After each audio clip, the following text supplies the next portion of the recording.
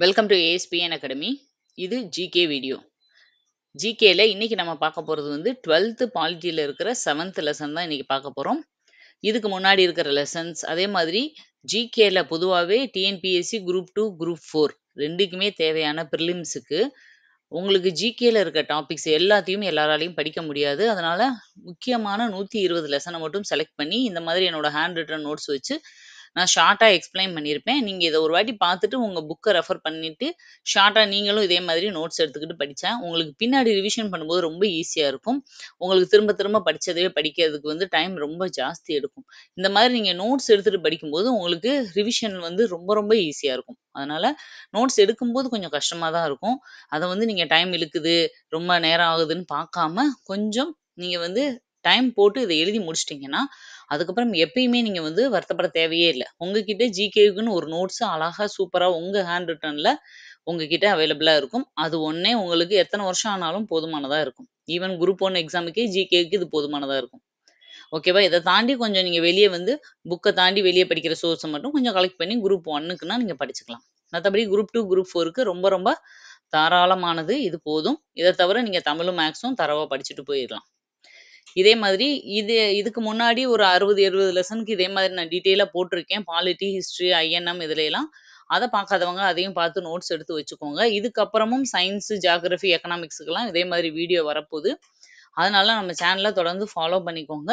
நீங்க வந்து ஜிகேக்கு எந்த ஒரு பிரச்சனையும் இல்லாம நீங்க படிக்கிறதுக்கு யூஸ்ஃபுல்லா இருக்கும். இது இல்லாம தமிழுக்கு, மேக்ஸுக்கு, கரண்ட் அஃபேர்ஸுக்கு எல்லாத்துக்கும் நம்ம இதுல ஆல்ரெடி எல்லா டாபிக்கும் கம்ப்ளீட் பண்ண டீட்டெயிலான வீடியோஸ் வந்து உங்களுக்கு அவைலபிளா இருக்கு. அதையும் நீங்க ரெஃபர் பண்ணிக்கலாம். ஓகே, இப்ப இந்த வீடியோக்குள்ள இந்த லெசனுக்கு போலாம். தலைப்பு வந்து தேச கட்டமைப்பின் சவால்கள். அதாவது ரொம்ப ரொம்ப முக்கியமான ஒரு லெசன். நம்ம இந்தியாவ வந்து எப்படி ஒரு தேசமா கட்டமைச்சோம். அதுவும் சுதந்திரத்துக்கு அப்புறம் அவங்க இஷ்டத்துக்கு விட்டுட்டு போயிட்டாங்க இல்லையா நம்ம நாட்ட. அத எப்படி ஒருங்கிணைச்சு, இப்போ கிட்டத்தட்ட 100 வருஷம் கூட ஆகல. ஒரு 75 இயர்ஸ் 76 தான் தாண்டி வந்திருக்கோம். அதுக்குள்ள இந்தியா இந்த அளவுக்கு ஒரு டெவலப்டு கண்ட்ரியா, ஒரு நல்ல ஒரு சட்ட திருத்தத்தோட, ஒரு நல்ல அமைப்போட இயங்கிட்டு இருக்குன்னா, அதுக்கு அன்னைக்கு அ நம்ம தலைவர்கள் செஞ்ச ஒரு கட்ட அமைப்பு தான் ரொம்ப முக்கியமானதா இருக்கு. எப்படி இந்த இந்தியான்றத, இந்த பாரதம் அப்படிங்கிறத ஒருங்கிணைச்சாங்க அப்படிங்கிறத தான் இந்த லெசன்ல பார்க்க போறோம். ரொம்ப முக்கியமான லெசன். கண்டிப்பா ஒரு கொஸ்டினாவது இதுலருந்து வந்துரும். ஃபர்ஸ்ட் பாருங்க, சுதேச அரசுகள் ஒன்றிணைப்பு. சுதேச அரசுகள். இப்போ பிரிட்டிஷ் காலத்துல எப்படி இருந்தாங்க? ஒரு பக்கம் 3 மாகாணமா பிரிச்சு பிரிட்டிஷ் வந்து ஆட்சி பண்ணிக்கிட்டு இருந்தாலும், அங்கங்க வந்து சுதேச அரசுகள், அதாவது சுதந்திரமா, தன்னாட்சியா ஆட்சி பண்ணிக்கிட்டு இருந்த சின்ன சின்ன சிற்றரசுகள், ஒரு சிலதுல பேரரசுகள் அப்படி அந்த மாதிரி எல்லாம் இருந்தாங்க. ஓகேவா? இவங்கள என்னன்னு சொல்லுவாங்கன்னா, ரொம்ப பேரரசு முகலாயர், டெல்லி சுல்தான் மாரி இருக்க மாட்டாங்க. பட் ஒரு குறிப்பிட்ட பகுதிக்கு ஒரு முக்கியமான அரசர்களா, அவங்கள மீறி எதுவும் பண்ண முடியாத மாதிரி அவங்க ஒரு பொறுப்புல அங்க முக்கியமா கண்ட்ரோல்ல இருப்பாங்க. இந்த சுதேச அரசுகள் மட்டும் மொத்தம் எத்தன இருந்துச்சு அப்படின்னு பார்த்தா, 565 சுதேச அரசுகள் நம்மளுக்கு சுதந்திரம் குடுக்கும்போது இருந்திருக்கு. பாருங்க. அப்ப எவ்வளோ அதிகமானது இருந்திருக்குன்னு. இப்போ இத என்னன்னு சொல்லுவாங்கன்னா, ராஜபுத்திரர்களால் தொடங்கப்பட்டது. ராஜபுத்திரர்கள்னா யாரு? நீங்க பிரிச்சு பாருங்க. ராஜாக்கள், அவங்களுக்கு பிறந்த புத்திரர்கள். அவங்களால உருவாக்கப்பட்டது. அதாவது அரசர்களின் இளவரசர்கள். அந்த காலத்துல இருந்தாங்கல்ல பெரிய பெரிய முகலாயர்கள், மராத்தியர்கள், டெல்லி சுல்தான்கள், விஜயநகரம், பாமினி கிங்டம்ஸ் இந்த அவங்க வழி வழியா வந்த அவங்களோட சித்தப்பா, பெரியப்பா, பசங்க இவங்க அப்படின்னு சொல்லி இளவரசர்களா வந்து இவங்க சின்ன சின்ன அரசுகளா பிரிஞ்சு, அவங்க கையில ஒவ்வொரு சுதேச அரசா இருந்துச்சு. சுதேசம் அப்படின்னாலே என்னன்னா, அவங்களுக்குன்னு தனி சுதந்திர நாடு அப்படின்னு அர்த்தம். இந்த மாதிரி இருந்துச்சு. இப்போ இதுல வந்து என்னன்னா, இந்த சுதேச அரசுகள் வந்து பிரிட்டிஷ் எப்படி பிரிச்சு வச்சிருந்தாங்கன்னா, 2 வகையான சுதேச அரசுகளா பிரிச்சு வச்சிருந்தாங்க. குண்டு முழங்கி மரியாதை குடுத்து வரவேற்கிற அரசுகள் அப்படின்னு ஒரு பிரிவாவும், அதாவது குண்டு முழங்கி மரியாதை பெற்ற அரசுகள். இன்னொரு பக்கம் குண்டு முழக்கம் மரியாதை பெறாத அரசுகள். இந்த 2 அரசுகளா பிரிச்சு வச்சிருந்தாங்க. ஓகேவா? ஏன்னா இவங்களுக்கு சப்போர்ட் பண்றவங்க, சப்போர்ட் பண்ணாதவங்க. அந்த மாதிரி தான் அதோட மீனிங். இப்போ பாருங்க, இந்த குண்டு முழங்கி மரியாதை பெற்ற அரசுகள்லயே கிட்டத்தட்ட 117லேருந்து 120 அரசுகள் இருந்துச்சு. இவங்க எல்லாத்தையும் ஒரே மாரி ட்ரீட் பண்ணாங்களான்னா, இல்ல. அதுலயும் 2 வகை. 21 குண்டுகள் முழங்கி மரியாதை குடுக்குற மாதிரி ஒரு வகையான சுதேச அரசுகளும், 9 குண்டுகள் முழங்கி மரியாதை குடுக்குற மாரி ஒரு சில சுதேச அரசுகளையும் பிரிச்சு வச்சிருந்தாங்க பிரிட்டிஷ். அதுக்கு எக்ஸாம்பிள் தான் இங்க குடுத்திருக்கு. 21 குண்டுகள் வழங்கி பெரிய மரியாதை குடுக்குற அரசுகள்னு பார்த்தா, குவாலியர், பரோடா, ஜம்மு காஷ்மீர் மகாராஜா, மைசூர் மகாராஜா, ஹைதராபாத் நிஜாம். நம்ம பேர கேட்கும்போதே தெரியும். இவங்கலாம் ரொம்ப சின்ன அரசர்கள் கிடையாது. ஓரளவு பெரிய கொஞ்சம் ஃபேமஸான அரசர்கள். இங்க 9ன்னு போட்டுக்கோங்க. 9 குண்டுகள் முழங்கி மரியாதை குடுக்குற மாதிரினா, சச்சின் நவாப், பாட்னா மகாராஜா, வாத்வான் புரியுதா? இப்ப இதெல்லாம் பார்க்கும்போதே நம்மளுக்கு அவ்வளவா கேள்விப்படல. அவ்வளோ ஃபேமஸ் இல்லாத சின்ன சின்ன சுதேச அரசுகளுக்கெல்லாம் 9 குண்டுகள் முழங்கி மரியாதை குடுக்குற மாதிரி அவங்க 2ஆ பிரிச்சு வச்சிருந்தாங்க. இதான் இன்ட்ரோடக்ஷன்ல குடுத்துருப்பாங்க அந்த லெசன்ல. இந்த பக்கம் பாருங்க. குண்டுகள் முழக்கம் பெறாத அதாவது மரியாதை பெறாத அரசுகள் அப்டின்னா, பிரிட்டிஷ்காரங்க இவங்கள வந்து இவங்களுக்கெல்லாம் மரியாதை குடுக்கக்கூடாது. இவங்களுக்கெல்லாம் குடுக்க வேண்டிய அவசியம் இல்லன்னு பிரிச்சு வச்சிருந்தாங்களா? அப்டின்னா அப்படி கிடையாது. அந்த அரசுகளே பிரிட்டிஷ எதிர்த்து எனக்கு உன்னோட மரியாதை தேவையில்ல அப்படின்னு ரிஜெக்ட் பண்ண அரசுகள் தான் இவங்க எல்லாரும். ஓகேவா? ஆ பாருங்க அவங்க கிட்ட பிரிட்டிஷ் கிட்ட மரியாதை வாங்கி அவங்களுக்கு கீழ்ப்படிஞ்சு இருக்கிறத ஒரு மரியாதை குறைவா நினைச்சாங்க. ஓகேவா? ஆனா ஓய்வூதியம் இதெல்லாமே இவங்க வந்து அடுத்தடுத்து ஃபாலோ பண்ணிக்கிட்டு தான் இருந்தாங்க. இந்த மாரி 2 வகையா பிரிச்சு வச்சிருந்தாங்க. இது அந்த காலத்துல நடந்த ஒரு விஷயங்கள். நம்ம இதெல்லாம் கூட படிச்சிருப்போம். சட்ட வரைவு குழு எழுதும்போது, அந்த மீட்டிங்லாம் நடந்திருக்கும் இல்லையா? அதுல கூட சுதேச அரசுகள் சார்பாக எத்தன பேர் வந்தாங்க? மாகாணங்கள் சார்பா எத்தன பேரு? பலுச்சிஸ்தான் சார்பா எத்தன பேர் வந்து மொத்தம் கலந்துக்கிட்டாங்கன்னு சொல்லுவோம் இல்லையா? இந்த சுதேச அரசுகள் இவங்கலாம் தன்னிச்சையான அமைப்பா இருந்தாங்க. அடுத்தது, முதலில் இந்தியாவின் விடுதலையை அங்கீகரித்தவர். இந்தியாவுக்கு சுதந்திரம் குடுக்க போறோம். கன்ஃபார்ம் அப்படின்னு சொன்னவர் யாரு அப்படின்னா, கிளமெண்ட் அட்லி. 1946 மார்ச் 15ஆம் தேதி அனௌன்ஸ் பண்றாரு. பண்ணும்போது இவரு என்ன சொல்றாருன்னா, ஒரு கொட்டேஷனும் சேர்த்து சொல்றாரு. இந்தியா பல இனங்கள், மதங்கள், மொழிகள் கொண்ட நாடு என்பதையும், அதனால் உருவாகும் பல்வேறு பிரச்சனைகள் குறித்தும் நன்கு அறிவேன். ஆனால் அவற்றை இந்தியர்களே எதிர்கொண்டு வெற்றி பெற வேண்டும். அவர் சொல்லும்போதும் சொல்றாரு. அதாவது இன்ன வரைக்கும் நாங்க உங்கள வந்து மேனேஜ் பண்ணிட்டு போயிட்டோம். எங்களுக்கு உங்கள பத்தி நல்லா தெரியும்.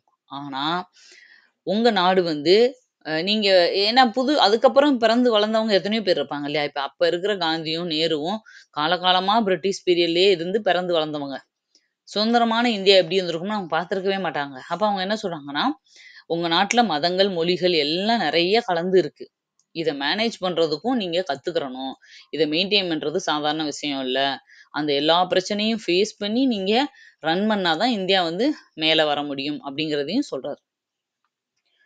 அப்போ இத வந்து என்ன பண்றது? இப்படி இந்தியா பல இதா பிரிஞ்சு கிடக்கு. மாகாணங்களா இருக்கு, சுதேச அரசுகளா இருக்கு, ஒரு பக்கம் தன்னிச்சையான அமைப்பா இருக்கு.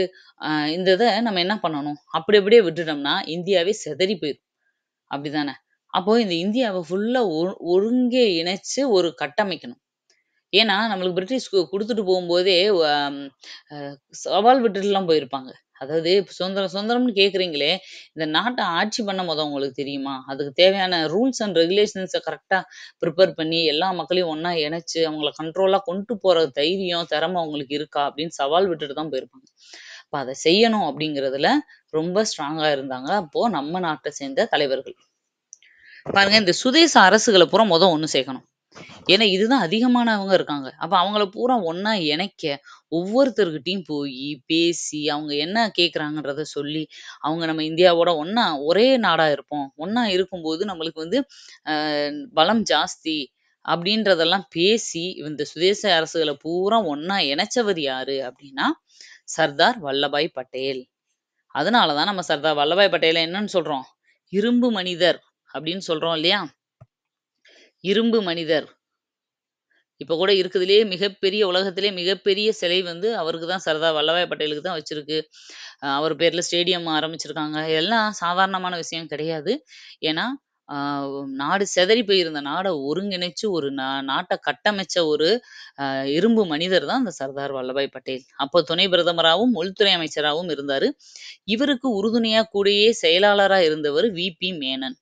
இப்ப சுதேச அரசுகள இணைச்ச பெருமை வந்து வல்லபாய் பட்டேல் பிளஸ் வி.பி. மேனன் 2 பேருக்குமே சேரும். சரி, இப்ப எல்லாத்தையும் இணைச்சுட்டாங்க. எந்த பிரச்சனையும் இல்லையா? அப்படின்னா, இல்ல. எல்லாரும்லாம் இணையல. ஒரு 4 அரசுகள் வந்து எ எவ்வளவுதான் பேசி பார்த்துமே இணைய மறுத்துருவாங்க. அது யார் யாரு அப்படிங்கிறது ரொம்ப முக்கியமானது. First one Junagadh. ஜுனாகத் அப்படிங்கிற ஒரு அரசு. சுதேச அரசு.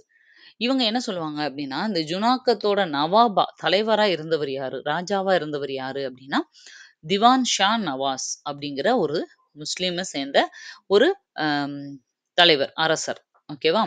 இவர் யாருன்னா, இப்போ லேட்டஸ்ட்டா கொஞ்சம் வருஷங்களுக்கு முன்னாடி பாகிஸ்தான்ல அதிபரா இருந்த ஜில்பிகார் அலி பூட்டோன்னு அடிக்கடி கேள்விப்பட்டிருப்பீங்க. அவரோட அப்பா தான் இவரு.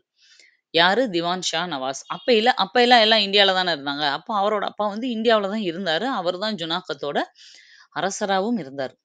இப்ப என்ன பிரச்சனைன்னா, இவரு முழுக்க முழுக்க முஸ்லீம் அப்படிங்கிறதுனால, இவரு வந்து பாகிஸ்தானோட சேரணும்னு விரும்புறாரு. ஓகேவா? அது அவரோட விருப்பம். ஆனா மக்கள் எல்லாம் என்னன்னா, அதிகமான மக்கள் அங்க ஹிந்துஸ் தான் இருந்தாங்க. ஓகேவா? 4வது பகுதியான அரபிக்கடல் பகுதி மக்கள் பெரும்பாலானோர் முஸ்லிம் அல்லாதோர். இந்துக்கள்னு இல்ல. நெறைய வகை புத்திஸ்ட்டு, ஜெயின மதத்த சேர்ந்தவங்க இப்படிலாம் நெறைய இருக்காங்கல்ல. அந்த மாரி நெறைய பேர். ஆனா முஸ்லிம்ஸ் கம்மி. மத்த மதத்த சேர்ந்தவங்க அதிகமா இருந்தாங்க. ஆனா மக்கள எதிர்த்து இந்த திவான் பூட்டோ வந்து பாகிஸ்தானோட இந்த ஜுனாகத்த இணைச்சிருவாரு. நாங்க பாகிஸ்தான சேர்ந்தவங்க. நாங்க இந்தியாவோட சேரல அப்படின்னு 1947 ஆகஸ்ட் 15 14ல பாகிஸ்தானுக்கு சுதந்திரம் கிடைச்சு பிரிச்சு குடுத்துருவாங்க இல்லையா? 15ல நம்மளுக்கு குடுத்தாங்க. அந்த 15ல இவரு அங்க போய் சேர்ந்துர்றாரு. ஓகேவா? ஆனா ராஜாவுக்கு மட்டும் தான் இதுல விருப்பமே தவிர, அங்க இருந்த பொது மக்களுக்கு யாருக்கும் இதுல விருப்பம் கிடையாது. ஏன்னா அவங்க இந்தியாவிலே பிறந்து, வளர்ந்து, இருந்து பழகிட்டாங்க. அவங்க இந்தியாவுல தான் இருக்கணும்னு ஆசைப்படுறாங்க. அப்ப என்ன ஆகுதுன்னா, பெரிய ஒரு போராட்டம் நடக்குது. மக்களே ராஜாவ எதிர்த்து பெரிய போராட்டம் நடத்துறாங்க. இப்ப லேட்டஸ்ட்டா போன 2 வருஷத்துக்கு முன்னாடி இலங்கையில நடந்து, அங்க இருந்த பிரதமரே ஒ ஓடுனாரு இல்லையா? அங்கருந்து. வங்காளதேசத்துல நடந்து வங்கதேச பிரதமர் இங்க ஓடி வந்தாங்க இல்லையா? அந்த மாதிரி, அங்க இருந்த ராஜா என்ன பண்றாரு? மக்களோட கிளர்ச்சிய வந்து பயந்து, அவர் குடும்பத்தோட சும்மா போகல. கஜானாவையும் தூக்கிக்கிட்டு என்ன பண்ணிருவாரு? பாகிஸ்தானுக்கு ஓடிருவாரு. பாகிஸ்தான்ல கராச்சி. இப்ப கராச்சி தானே பாகிஸ்தானோட தலைநகரமா இருக்கு. அங்க போய் ஃபேமிலியோட செட்டில் ஆயிருவாங்க. அதுக்கப்புறம் இங்க தலைமை யாரும் இல்லாததுனால, ஆட்டோமேட்டிக்கா இந்தியா வந்து ஜுனாகத்த அவங்களோட நம்ம இந்தியாவோட இணைச்சிடுறாங்க. அங்க போயினதுக்கு அப்புறம் தான் இந்த திவானோட குடும்பம் பரம்பரை பரம்பரையா அங்கேயே இருந்து, அவங்களோட பசங்க வந்து அதுக்கு அடுத்தபடியா பாகிஸ்தானோட பிரதமரா இருந்திருப்பாங்க. 2nd பிரச்சனை பண்ண அமைப்பு அரசு அப்படின்னா, ஹைதராபாத் நிஜாம். ஹைதராபாத் நிஜாம் வந்து அவரோட நிஜாம்னு தான் சொல்லுவாங்க. அவர் பேர வந்து பெருசா இதுல மென்ஷன் பண்ணியிருக்க மாட்டாங்க. ஹைதராபாத் நிஜாம் வந்து என்ன செய்வார்ன்னா, இவரு இந்தியா கூடயும் நான் சேரல, பாகிஸ்தான் கூடயும் சேரல. நான் தன்னாட்சி அமைப்பா இருக்கணும். நான் தனியா எப்பயும் போல இருந்துக்கிறேன். அப்படின்ற மாதிரி அவரு யாரு கூடயும் சேராம இருப்பாரு. அப்ப என்ன பண்ணிருவாருன்னா, மவுண்ட் பேட்டன் வந்து அப்படியெல்லாம் தனியா ஒருத்தருக்கு மட்டும் டொமினியன் அந்தஸ்து குடுத்து, தனியா ஒரு பெரிய அமைப்புக்குள்ள ஒருத்தர் மட்டும் தனி அமைப்பா இருக்க முடியாதுன்னு சொல்லிருவாரு. இப்ப இதுல என்ன ஆகும்னா, இந்த நிஜாம வந்து இன்னொருத்தர் டாமினேட் பண்ணிக்கிட்டு இருப்பாரு. அவர் யாருன்னா, காசிம் ரஸ்வி அப்படிங்கிற ஒரு மதவாதத்த சேர்ந்த தலைவர். ஓகேவா? மதவாத தலைவர் பேரு தான் காசிம் ரஸ்வி. அவர் எந்த அமைப்ப சேர்ந்தவரு? எந்த மதவாதத்தோட தலைவரா இருந்தாரு அப்படின்னா, இந்தேஹக் உல் முசுல்மான் அப்படிங்கிற ஒரு அமைப்பு. அதோட தலைவர் தான் இந்த காசிம் ரெஸ்வி. இவரு சொல்றத தான் அந்த நிஜாம் வந்து கேட்டுட்டு இருந்தாரு. இந்த அமைப்பை சேர்ந்தவங்கள பூரா ரசாக்கர்கள் அப்படின்னு சொல்லுவாங்க. இவங்க வந்து இப்ப என்ன ஆகுது பிரச்சனை அப்படின்னா, கம்யூனிஸ்டும் இந்த ரசாக்கர்கள்லாம் ஒரு பக்கமும், பொதுமக்கள்லாம் இன்னொரு பக்கமும் 2 பேருக்கும் பெரிய ஒரு பிரச்சனையே வெடிக்குது. ஓகேவா? ஏன்னா இவங்க பேச்ச கேட்டுக்கிட்டு ராஜாவும் ஆடுறாரு, மதவாதர்களும் எல்லாருமே மக்கள வந்து மக்களுக்கு ஆப்போசிட்டா ஒரு டாமினேட் பண்ற மாதிரி இருக்கிறதுனால மக்களுக்கு பிடிக்காம ஒரு புரட்சி வெடிக்குது. ஓகேவா? அப்போ இந்த இதுல உள்ள புகுந்து இந்த புரட்சிய அடக்கி காப்பாத்துனது யாரு அப்டின்னா, நம்ம இந்திய ராணுவம் தான். 1948ல ராணுவத்த அனுப்பி வன்முறையவே அடக்குறாங்க. அடக்குன உடனே அப்ப நிஜாமுக்கு வந்து புரிய வருது. ஓகே, எப்பயுமே ஒரு பெரிய அமைப்பு நம்ம கூட சப்போர்ட்டுக்கு இருக்கிறது நம்மளுக்கு வந்து நல்லது. இல்லாட்டி எந்த நேரம் வேணாலும் அவங்களுக்குள்ள இந்த மாதிரி உள்நாட்டு கிளர்ச்சியோ, இல்ல வேறவங்களோட படையெடுப்போ வர்றதுக்கு வாய்ப்பு இருக்குன்னு சொல்லி, அப்பதான் அவருக்கு வந்து நம்மளுக்கு சேஃப்டி இல்லன்னு புரிஞ்சுகிட்டு இந்தியாவோட இணைய சம்மதிக்கிறாரு. இதுக்காக சும்மா வந்து அவரு வந்து ஜாயின் பண்ணல. அவருக்கு ஏராளமான செல்வம், சலுகை நெறைய ஆஃபர்லாம் குடுத்து தான் அவர வந்து நம்ம இந்தியாவோட சேர்த்துருக்காங்க. இந்த டைம்ல தான் என்ன ஆகும்னா, இந்த நெறைய பேர் வந்து பெரிய பெரிய ஜமீன்தார்கள் இவங்க எல்லாமே நிலங்கள வந்து அவங்களுக்கு சொந்தமாக்கிட்டு, மக்கள் வந்து ஒரு பக்கம் ரொம்ப கஷ்டப்படுற மாரி ஆயிரும்.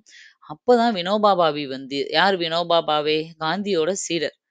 பூமிதான இயக்கம் அப்படிங்கிற ஒரு இயக்கத்த உருவாக்கி, இந்த மாதிரி அதிகமான நிலங்கள் ஒருத்தர் கையிலேயே இருக்கும் இல்லையா? அதெல்லாம் புடுங்கி நிலங்கள் இல்லாதவங்கட்ட குடுத்து, நிலங்கள பிரிச்சு குடுக்குற ஒரு இயக்கம் தான் இந்த பூமிதான இயக்கம். இந்த டைம்ல தான் இவரு வினோபா பாவே வந்து ஆரம்பிச்சிருப்பாரு. இப்ப புரியுதா? 2வது. ஹைதராபாத் நிஜாம் வந்து எதனால இணைஞ்சாரு இந்தியாவோட அப்படின்னு. அடுத்தது ஜோத்பூர். 3வதா இணைய மறுத்த அமைப்பு எது? அரசு எது அப்படின்னா, ஜோத்பூர். ஜோத்பூர்ல யாரு ராஜாவா இருந்தாங்க அப்படின்னா, ஹன்வந்த் சிங் அப்படிங்கிற ஆ ஒரு ராஜா தான் இருந்தாரு. இவர் வந்து என்ன பண்ணாருன்னா, இவரோட பிளானு பாகிஸ்தான் கூட இணையணும் அப்படிங்கிறது தான் இவரோட பிளானா இருந்தது. ஓகேவா? ஆனா, அ பாகிஸ்தான் அதுக்காக இவருக்கு நெறைய ஆஃபரும் குடுத்தாங்க. என்னன்னா கராச்சி துறைமுகம். அதாவது கராச்சின்றது அவங்களோட தலைநகரம் இல்லையா? அந்த துறைமுகத்த இந்த ஜோத்பூர சேர்ந்தவங்க, இந்த ராஜா வந்து சுதந்திரமா பயன்படுத்திக்கலாம். வணிகங்கள் செய்றதுக்கும், கப்பல்கள் போக்குவரத்துக்கும் நல்லா நீங்க உங்க இஷ்டத்துக்கு பயன்படுத்திக்கலாம். ஆயுதங்கள் உற்பத்தி செய்றதுக்கும், அதே மாதிரி ஏற்றுமதி, இறக்குமதி செய்றதுக்கு எல்லாத்துக்கும் உங்களுக்கு நாங்க ஃப்ரீயா நெறைய ஆஃபர் குடுக்குறோம் அப்படின்னு சொல்லி, அதுவும் யாரு மெயினா முகமது அலி ஜின்னா தான் வந்து இந்த ஆஃபர்லாம் குடுத்து அவங்கள அவங்க பக்கம் இழுக்கிறதுக்கு பேசியிருப்பாரு. சரியா? அப்போ என்ன ஆகுது? இப்ப பொதுவாவே ஒருத்தவங்கள ஒரு பக்கம் இழுக்கிறதுக்கு ஒருத்தவங்க பேரம் பேசுறாங்கன்னா, இன்னொரு பக்கம் இருக்கவங்களும் அதே தானே செய்வாங்க. அப்ப என்ன பண்ணுது இந்தியாவும், இந்தியா சார்பா இத எல்லாமே செஞ்சுட்டு இருக்கிறது சர்தார் வல்லபாய் பட்டேல் தான். அவர் என்ன பண்றாரு, "நான் இத விட அதிகமான ஆஃபர் உனக்கு குடுக்குறேன்" அப்படின்னு சொல்லி, அவரு ஒரு பக்கம் இந்தியா பக்கம் இழுக்கிறதுக்கு ட்ரை பண்ணிட்டு இருக்காரு. அவரும் என்ன சொல்றாரு, "ஜோத்பூர், கத்திவாருக்கு இடையில இருக்கிற அந்த ரயில் போக்குவரத்து இருக்கு இல்லையா? அத நீங்க தாராளமா யூஸ் பண்ணிக்கோங்க. நீங்க அதே மாதிரி ஆயுதங்கள இறக்குமதி செய்றதுக்கு நாங்க அனுமதி குடுக்குறோம். பஞ்ச காலங்களில் தமது விவசாயிகளுக்கு உணவு தானியங்களை விநியோகித்துக் கொள்ளலாம்." பெரும்பான்மையா இதெல்லாமே இங்க கூட அதாவது அந்த பக்கம் முகமது அலி ஜின்னா ஒரு ஆஃபர் குடுக்குறாரு. இங்கிட்டு பட்டேல் ஒரு ஆஃபர் குடுக்குறாரு. ஆனா வந்து அந்த ராஜா என்ன டிசைட் பண்ணாரு ஹன்வந்த் சிங் அப்டின்னா, அ பாகிஸ்தான் கூட சேரணுன்ற மாதிரி முடிவுல இருப்பாரு. ஆனா, பெரும்பான்மையான மக்கள் அங்க இந்துக்களா இருந்ததுனால, மக்களோட போராட்டத்தினால வேற வழி இல்லாம இந்தியாவோட இணைய சம்மதிச்சுருவாரு. புரியுதா? 4 அரசு மட்டும் தான் சேர்றதுக்கு வந்து ஒத்துக்காதுப்பா. ஆனா ஒவ்வொன்னுக்கும் ஒரு ரீசன் இருக்கும். ஏதோ ஒரு வகையில மறுபடியும் அத இணைச்சிருப்பாங்க. அடுத்தது 4வதா இருக்கிறது தான் ரொம்ப ரொம்ப முக்கியமானது காஷ்மீர். காஷ்மீர அப்ப ஆட்சி பண்ணிட்டு இருந்தது யாரு அப்டின்னா, சுதந்திரம் கிடைச்சும் ரொம்ப வருஷமா சுதந்திர அரசாவே இருந்தது காஷ்மீர் தான். அதோட மன்னரா இருந்தவர் வந்து ஹரி சிங் அப்டிங்கிற ஒரு இந்து மன்னர். இப்போ ஆனா மக்கள் யாருன்னா, மக்கள் எல்லாமே மேக்ஸிமம் முஸ்லிம்களா இருந்தாங்க காஷ்மீர்ல. மன்னர் வந்து ஹிந்துவா இருந்தாரு. அதாவது ஃபர்ஸ்ட்டு ஜுனாகத்துக்கு ஆப்போசிட்டா அப்படியே காஷ்மீர்ல இருக்கும். ஜுனாகத்ல எப்படி இருந்திருக்கும்? மன்னர் வந்து முஸ்லீமா இருப்பாரு. மக்கள் எல்லாமே நான் முஸ்லிம்ஸா இருப்பாங்க. அதனால பிரச்சனையாகி அவர் வந்து பாகிஸ்தானுக்கு போயிருவாரு. மத்த எல்லாரும் இந்தியாவோட இணைஞ்சிருவாங்க. காஷ்மீர்ல என்ன ஆகும்னா, மன்னர் வந்து ஹிந்துவா இருப்பாரு. மக்கள் எல்லாமே முஸ்லீமா இருப்பாங்க. அதனால மக்கள் எல்லாமே நாங்க பாகிஸ்தான் கூட தான் இணைவோம்னு சொல்லுவாங்க. சரி, அவங்களுக்கு அங்க சேர்றதுல தான் விருப்பம் இருக்கும். அப்ப என்ன ஆகும்னா, பாகிஸ்தான் கொஞ்ச நாள் அப்படியே விட்டிருந்தா கூட அங்க வந்து ஒரு வேளை போயிருக்க வாய்ப்பு இருக்கு ராஜாவே. ஆனா என்ன பண்ணுவாங்கன்னா பாகிஸ்தானு, அதான் மக்கள் எல்லாமே நம்மளுக்கு சப்போர்ட் இருக்காங்க இல்லையே, அப்ப நம்ம துணிஞ்சு காஷ்மீர கைப்பத்துவோம். என்ன பண்ணிருவாரு ராஜா அப்படின்ற மாதிரி பாகிஸ்தான் மேல அத்துமீறி உள்ள வந்து அவங்க அட்டாக் பண்ண ஆரம்பிப்பாங்க. அட்டாக்னா அவங்க கைப்பற்ற ட்ரை பண்ணுவாங்க. உடனே ஒரு நாடு வந்து கைப்பற்றும்போது ஆட்டோமேட்டிக்கா யாருகிட்ட ஓடி வருவாங்க? இன்னொரு நாட்டுக்கிட்ட தானே ஓடி வருவாங்க. அப்ப ராஜா ஹரி சிங் வந்து இந்தியா கிட்ட வந்து ஹெல்ப் கேட்பாரு. இப்படி வருது நீங்க உடனே அந்த இத பயன்படுத்திக்கிட்டு மவுண்ட் பேட்டன் பிரபு என்ன சொல்லுவாரு, "நாங்க ராணுவத்த அனுப்பி வைக்கிறோம். உங்கள சமாதானப்படுத்துறோம். உங்க காஷ்மீர திரும்ப பாதுகாப்பா மீட்டு எடுக்க வேண்டியது எங்களோட பொறுப்பு. ஆனா நீங்க எங்களோட இணையறதா நீங்க அக்ரீமெண்ட் போட்டுக்கணும்." அப்படின்னு அவங்களோட அந்த இக்கட்டான சூழ்நிலைய நம்மளுக்கு பயன்படுத்திக்கிட்டாங்க. அதாவது எப்படி இந்தியாவோட இணையிறோம் அப்படின்னு காஷ்மீரும், காஷ்மீரோட பாதுகாப்புக்கு நாங்க பொறுப்பு அப்படின்னு இந்தியாவும் ஒரு ஒப்பந்தம் போட்டுக்கிறாங்க. இந்த உடன்படிக்கை எப்ப 1954 அக்டோபர் 26ல போடப்பட்டுச்சு. போட்ட உடனே அடுத்த நாளே இந்தியா வந்து ஆர்மிய கொண்டு போய் இறக்குது. 1954 அக்டோபர் 27ல காஷ்மீருக்கு போயி அவங்கள பாகிஸ்தான் அவங்க எல்லாத்தையும் விரட்டி அடிச்சுட்டு காஷ்மீர பாதுகாத்து இந்தியாவோட இணைச்சுக்கிறாங்க. ஆனா இணைச்சாலுமே, மத்ததுக்கெல்லாம் எந்த ஒரு ஸ்பெஷல் அந்தஸ்தும் குடுத்து இணைக்கல. ஆனா காஷ்மீர்ல இருக்க அந்த ராஜா மட்டும் என்ன பண்ணுவாருன்னா, எனக்கு ஒரு சில விஷயங்கள்ல தனி ஸ்பெஷல் அந்தஸ்து வேணும் அப்படின்னு சொல்லி அவர் கேட்டதுனால, ஏன்னா ரொம்ப நாளா அவர் வீம்பா இருந்து, ரொம்ப வருஷம் கழிச்சு தான் காஷ்மீரே இணைச்சாங்க. அதுல சரி நீ என்ன பண்றது? ஆஃபர் ஒரு சிலத குடுத்து நம்ம இணைப்போம். பின்னாடி பார்த்துக்கலாம்ன்னு சொல்லி, குடுத்த அந்த ஸ்பெஷல் அந்தஸ்துகள் தான் இப்போ வரைக்கும் காஷ்மீருக்குன்னு தனியா இருந்தது. இப்போ நம்ம பிரதமர் மோடி அவர்கள் தான் வந்து அத மாத்திட்டு, மத்த ஸ்டேட் மாரியே நீயும் ஒரு இந்தியாவுல ஒரு அங்கம். இந்தியால இருக்க ஒவ்வொரு மாநிலத்துக்கும் எந்த ஒரு சட்டம் பொருந்துதோ, அதே சட்டம் காஷ்மீருக்கும் பொருந்தும்னு காஷ்மீரோட சிறப்பு அந்தஸ்த கேன்சல் பண்ணிட்டாரு. புரிஞ்சிருக்கும்னு நெனைக்கிறேன். அடுத்தது மொழிவாரி அடிப்படையில் மாநிலங்கள் மறுசீரமைப்பு. ஓகே. இப்ப எல்லார்கிட்டயும் பேசியாச்சு. எல்லார்கிட்டயும் பெர்மிஷன் வாங்கியாச்சு. இப்போ இத பிரிக்கணும். ஓகேவா? என்ன அடிப்படையில பிரிக்கலாம்? அதாவது மத அடிப்படையிலயா? இன அடிப்படையிலயா? எந்த ஜாதிய சேர்ந்தவங்கன்ற அடிப்படையிலயா? இல்ல என்ன மொழி பேசுறவங்கன்ற அடிப்படையிலயா? இப்படி பல அடிப்படையில வந்து பிரிக்கிறதுக்கான நெறைய பேரு இப்படி பண்ணலாம், அப்படி பண்ணலாம்ன்னு சொல்றாங்க. அப்போ மெஜாரிட்டியான மக்கள் விரும்புனது என்னன்னா, மொழி அடிப்படையில பிரிங்க. ஏன்னா, மோஸ்ட்லி ஒரு மொழி பேசுறவங்க எல்லாமே ஏதோ ஒரு வகையில ஒண்ணுக்கு ஒண்ணு ஒண்ணா வளர்ந்தவங்களாவும், இருந்தவங்களா, ஒரே ஜெனரேஷன்லேருந்து அடுத்தடுத்து வந்தவங்களா இப்படி இருக்கிறதுக்கான வாய்ப்பு அதிகம் இருக்கு இல்லையா? ஒரே மொழி பேசும்போது. அப்ப அந்த அடிப்படையில பிரிக்க சொன்னாங்க. அந்த மாரி பிரிக்கலாமா? அது பிரச்சனை வராதா? அப்படிங்கிறத டிசைட் பண்றதுக்கே நெறைய கமிட்டி போட்டாங்க. சரியா? 1917ல காங்கிரஸ் கட்சி வந்து கட்சியால முதல்ல தொடங்கப்பட்டது தான் இந்த மொழிவாரி அடிப்படையில மாநிலங்கள பிரிக்கலாம் அப்படிங்கிற ஒரு ஐடியா. 1895லயே ஒடிசா மாநிலத்திலருந்து பீகார பிரிக்கணும்ன்ற போராட்டம் ஆரம்பிச்சாங்க. 1936ல மொழி அடிப்படையில ஒடிசா மாநிலத்த பிரிக்கவும் செஞ்சாங்க. ஓகேவா? சுதந்திரத்துக்கு முன்னாடி பிரிக்கப்பட்ட முதல் மாநிலம், மொழி அடிப்படையில் பிரிக்கப்பட்ட முதல் மாநிலம்னு கேட்டா, நீங்க ஒரிஸ்ஸா அப்படின்னு தான் சொல்லணும். ஓகேவா? இதுல 2 கொஸ்டின் இருக்கும். ஒரிஸ்ஸா. அதே இது ஆஃப்டர் இண்டிபெண்டன்ஸ் அப்படின்னு கேட்டா, ஆந்திரா.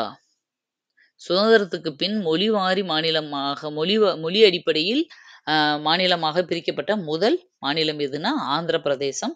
சுதந்திரத்துக்கு முன்னாடினா ஒரிசா. இந்த மொழி அடிப்படையில பிரிக்கிறதுக்கு யாரெல்லாம் சப்போர்ட் பண்ணாங்க அப்படின்னா, திலகர், அன்னி பெசன்ட், காந்தி. இவங்க எல்லாருமே மொழி அடிப்படையில பிரிக்கிறது தான் பெஸ்ட் அப்படின்னு எல்லாருமே சப்போர்ட் பண்ணாங்க. அப்போ கவர்மெண்ட் என்ன பண்ணுது? 48ல அரசியல் நிர்ணய சபை உருவாக்குறதுக்குன்னு ஒரு அமைப்பு உருவாக்குனாங்கல்ல அம்பேத்கர் தலைமையில. இதே மாதிரி இன்னொரு பக்கம் மொழிவாரி மாகாண ஆணையம்ன்ற ஒரு ஆணையத்த உருவாக்குறாங்க. எல்பிசி அப்படிங்கிற ஒரு ஆணையத்த உருவாக்கி, மொழிவாரியா நம்ம பிரிக்கலாமா? அதனால என்னென்ன விளைவுகள்லாம் வர வாய்ப்பு இருக்கு? அப்படிங்கிறத நீங்க வந்து ஒரு அறிக்கைய சப்மிட் பண்ணுங்க. அப்படி பிரிச்சா என்ன நல்லது நடக்கும்? என்ன டிஸ்அட்வான்டேஜ் இருக்கு? இந்த 2யும் வந்து இவங்க ரிசர்ச் பண்ணி சப்மிட் பண்ணுவாங்க. அதுக்காக உருவாக்கப்பட்ட மாநிலம் தான் இந்த ஆணையம் தான் எல்பிசி. எல்பிசினா என்னது? Linguistic provinces commission. ஓகேவா? சம்டைம்ஸ் இப்படியே எக்ஸ்பேண்ட் பண்ணியே உங்களுக்கு எக்ஸாம்ல கேட்டுருவாங்க. அது என்னமோன்னு நெனச்சுருவோம். எல்பிசி. ஓகேவா? மொழிவாரி மாகாண ஆணையம். இதுக்காக தலைவரா போடப்பட்டவர் தான் எஸ்.கே. தர். தர் ஆணையம்னு சொல்லுவாங்க. சம்டைம்ஸ் தார் ஆணையம்னு சொல்லுவாங்க. எப்படி கேட்டாலும் 2ம் சேம் தான். தார் 2ம் ஒண்ணு தான். ஓகேவா? போடப்பட்ட ஆணையம் தான் தார் ஆணையம். இவங்க என்ன பண்ணுவாங்க? எல்லா டிஸ்கஷனும் முடிச்சுட்டு சப்மிட் பண்ணும்போது என்ன பண்ணிருவாங்க?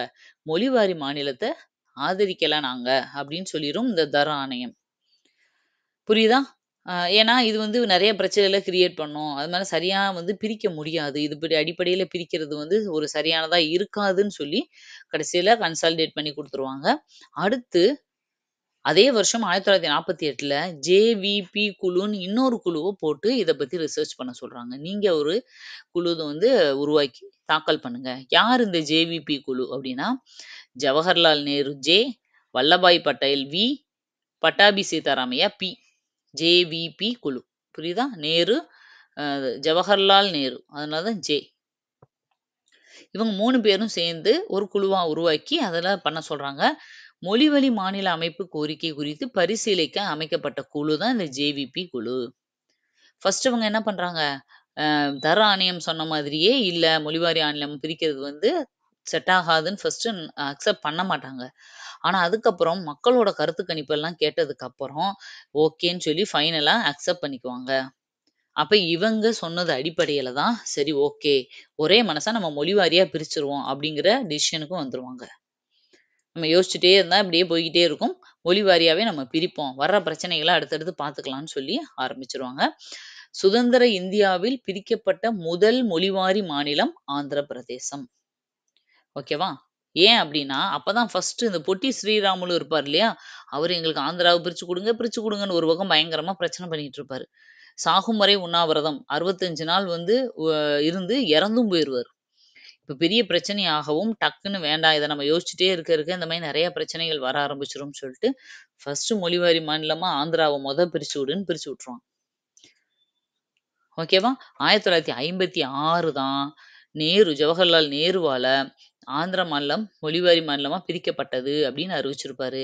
அதே வருஷத்துல தான் மாநில மறுசீரமைப்பு ஆணையம் மறுசீரமைப்பு மாநிலங்கள பூரா நாங்க மறுசீரமைப்பு பண்ணி பிரிக்க போறோம் அப்படின்னு சொல்லி ஒரு ஆணையத்தையும் நேரு போட்டிருப்பாரு. குழு உருவாக்கப்பட்டது நேருவால. தனி மாநில கோரிக்கை. அதாவது இந்த ஆந்திராவ பிரிக்கிறதுக்காக தனி மாநில கோரிக்கை வச்சு, அதுக்காக ஒரு கமிட்டி போட்டு உருவாக்குனது யாருன்னா, கமிட்டி போட்டவரு நேரு. தலைவர் பசல் அலி குழு. நம்ம மாப்போ சிவஞானம் அப்படிங்கிற தமிழ்ல ஒரு லெசன் படிச்சிருப்போம். அதுல கூட இத பத்தி எல்லாம் வந்திருக்கும்.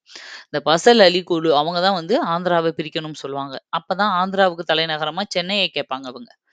ஓகேவா? அப்ப ரொம்ப பிரச்சனை வரவும் நேரு, வேண்டாம் ஆந்திராவுக்கு வந்து தலைநகரமா ஆந்திராவுக்குள்ளேயே இருக்கிற ஏதாவது ஒரு பிளேஸ வச்சுக்கோங்க.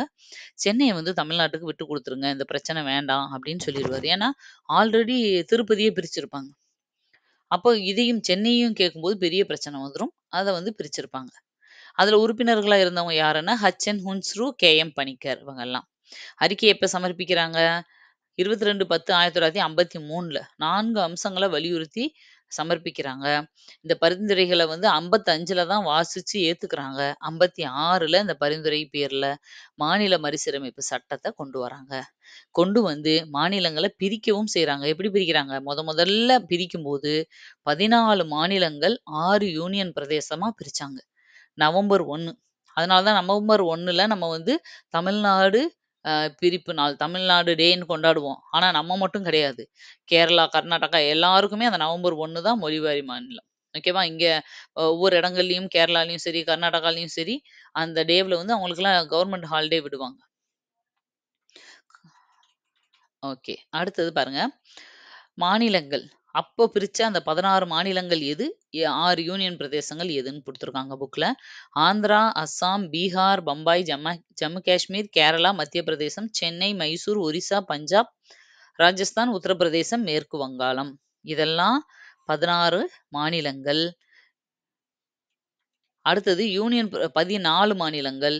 யூனியன் பிரதேசங்கள்னு பார்த்தா, அந்தமான் நிக்கோபார், டெல்லி, இமாச்சல பிரதேசம், லட்சத்தீவு, மினிக்காய் தீவு, அமிந்தினி தீவு.